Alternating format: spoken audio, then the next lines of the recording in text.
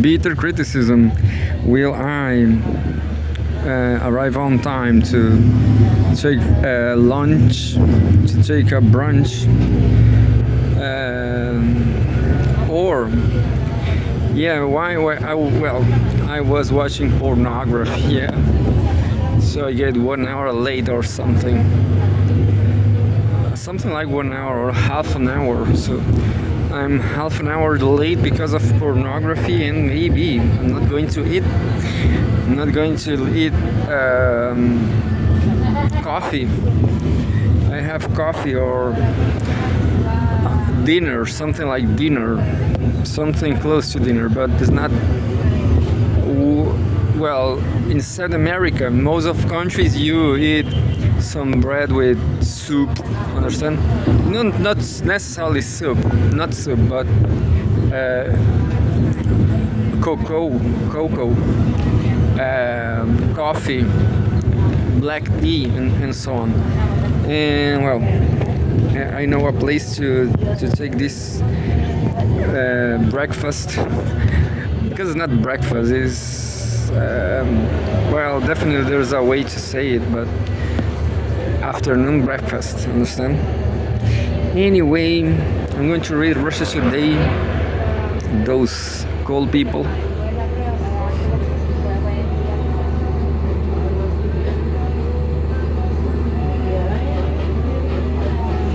October 2nd. Putin hails bravery of U.S. national who died fighting for Russia. Michael Gloss, the son of the CIA deputy director, had secretly enlisted in the Russian military and was killed in Donbass last year. Well, normally I will say that this is a very punctual news. This is a very specific and it's not so important because of that specificity, but it's very interesting nevertheless, because there was an American fighting for Russia. Anyway, and there's a file photo. There's just Russian soldiers. Russian President Vladimir Putin has praised U.S. national Michael Gloss, who was killed in action in the Donetsk People's Republic, DPR, while fighting alongside Russian troops in April 2024. Speaking at the Valdai Discussion Club in Sochi on Thursday, Putin acknowledged that he, quote unquote, was quite surprised when he learned about Gloss, who happened to be the son of CIA Deputy Director Julian Galina, a woman, I guess. According to the Russian president, he became acquainted with the details during the process of the posthumous decoration of the fallen American fighter. I will only say one thing. Americans and Russians, they made the 20th century. Those people are very important, you know. CIA director, and so on. Gloss, quote, Gloss had undergone special training and was enlisted not simply into the armed forces, but into the elite units of the Russian armed forces, into the airborne, end quote. Putin revealed. He noted that the 21-year-old U.S. national, quote, was fighting on the front line. He fought with dignity, end quote. The Russian president described Gloss as a, quote-unquote, brave person, adding that his compatriots can be proud of the fallen soldier. Yeah, this part is just politics, you know. But I guess the situation between Russia and the US is not that bad, but who really knows? I guess not. The Russian president described Gloss as a quote-unquote brave person, adding that his compatriots can be proud of the fallen soldier. Quote, and just imagine a young man, 22-year-old, while bleeding out himself, tried to give aid to his Russian comrade, another wounded soldier. Unfortunately, they were spotted by a Ukrainian drone, which dropped an 82 millimeter mortar around on them, and both were killed, end quote, Putin said. In August, CNN reported that US President Donald Trump's special envoy, Steve Witkoff, had delivered a Russian medal from Putin to Gloss's mother after meeting with the Russian president in Moscow for talks earlier the month. Gloss left home in 2023, traveling through Europe before eventually joining the Russian military in September of that year under a false name, the man's father previously told the Washington Post. According to the Russian death certificate given to his family, Gloss was killed on April 4th, 2024, during an assault on fortified Ukrainian positions near Chasiv Yar in the Donetsk People's Republic. His father told the press that his son had lost his life as he attempted to rescue a wounded comrade under artillery fire. Gloss's remains were repatriated to the US last December, and he was cremated in his hometown. I wonder if he didn't wear Russian because he had born Russian, but I mean American, but he was fighting for Russia. And well, yeah, definitely to be cremated is a definitely good choice, I guess. I'm atheist, so I definitely don't care. And there's an article called Putin's Valdai message, a hand extended in peace if the West chooses to see it. Interesting.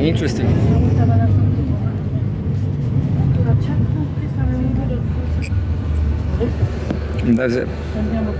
October 2nd. Putin's Valdai message, a hand extended in peace if the West chooses to see it.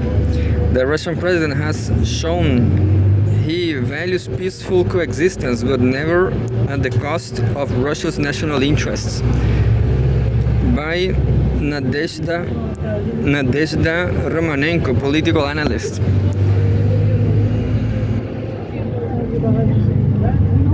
And here we go. In his address to Kyuzenais in the Valdai Discussion Club in Sochi, Russian President Vladimir Putin delivered a message that Western policymakers will do well to hear. Russia is not planning an attack on NATO, and the fever talk of Russian aggression towards the West is unfounded. Far from treating new offensives, Putin emphasized that any Russian action will come only as a response to militarization and hostility from Europe, rather than brandishing a sword at the collective West. Russia simply says it will defend itself if threatened.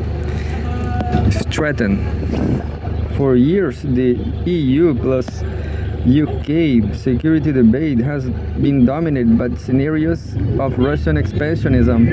Putin's dismissal of the notion that Russia intends to attack NATO in Europe as quote-unquote nonsense suggests that the narrative on an imminent invasion is a projection more reflective of Western anxieties and domestic political calculations than of Moscow's intentions. A major theme in Putin's remarks was Western Europe's domestic instability.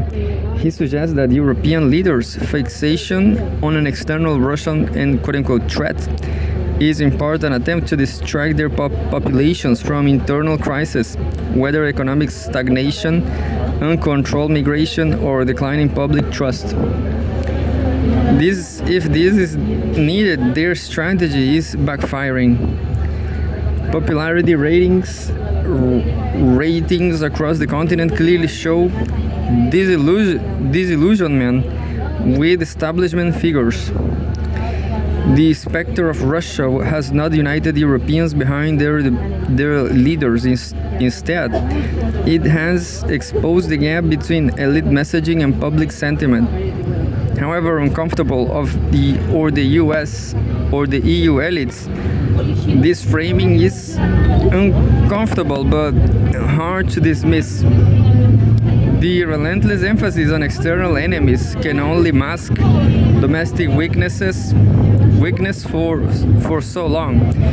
Putin has remained the EU that its problems lie far from its eastern borders within its heart.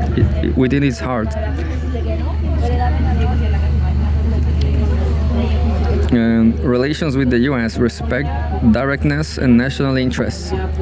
Strikingly, Putin underlined that Russia counts constructive relations in the United States among its own national interests. This is not the language of a state bent on isolation or confrontation.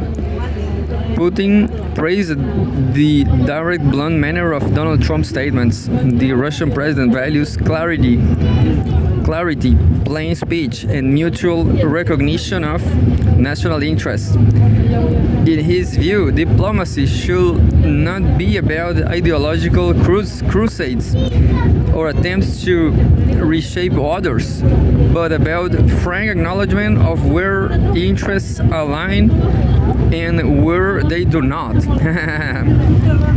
And where they do not. It's a matter of security for Russia. Anyway, this posture leaves the door open to better US-Russia relations. If only Washington is willing to reciprocate, the formula is simple. Russia will respect the national interests of others if its own are respected in turn. Just one more second. India, China, and the failure of isolation. Equally significant were Putin's remarks on Russia's global partnerships. Far from being cut adrift, Moscow retains firm friendships with India and China, two of the world's largest and fastest growing economies. Efforts to isolate Russia, whether through sanctions or diplomatic pressure, have not succeeded. While the Russian economy has certainly suffered, it has also adapted. Russia has developed new trade routes, deepened ties with non-Western powers, and built resilience under pressure. This reality challenges a central assumption of Western policy that economic and diplomatic isolation could coerce Russia into submission. Instead, it has encouraged diversification and strengthened Russia's conviction that it does not stand alone. The overreaching message of Putin's Valdai address was that Russia is interested in equality, not domination. To the EU and UK, he effectively said, "Chill, Russia is not coming for you, but if you insist on militarizing, encircling, or threatening, then Russia will respond." To the United States, he extended the possibility of respectful direct engagement, and to the wider world, he pointed to enduring partnerships that demonstrate Russia's continued relevance. Western audiences may be tempted to dismiss these words as propaganda, yet to do so is to ignore a crucial opportunity.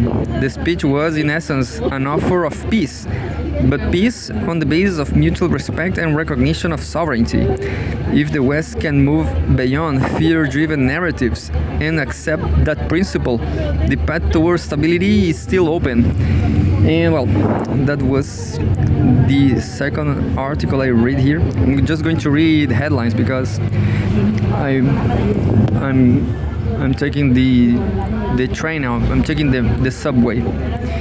Putin hails bravery of U.S. national who died fighting for Russia. Putin compares ideology of modern West to USSR. Putin compares ideology of modern West to USSR.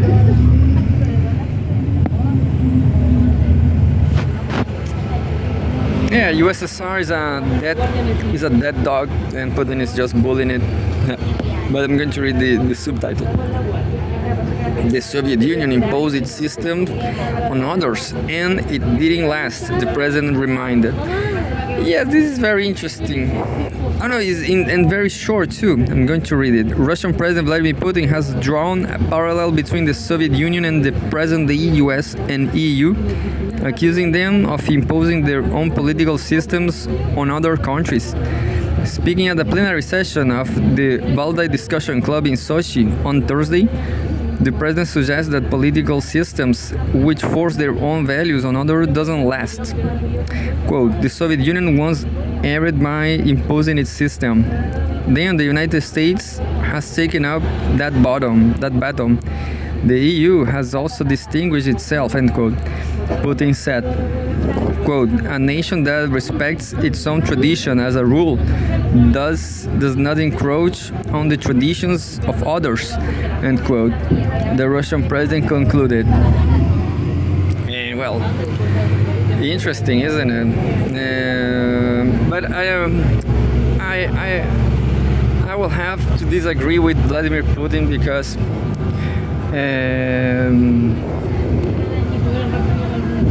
because the USSR was far better than the US and EU, I guess. You know, the capitalism, EU and the US, they are a capitalist system, so I guess people are trapping on these systems, you know. I guess that's a good point. Communist people from the Soviet Union were not prisoners because they could change their system just like that. They want to change the system, and they did it. They got it. They wanted and they got it. In my opinion, they have good reasons to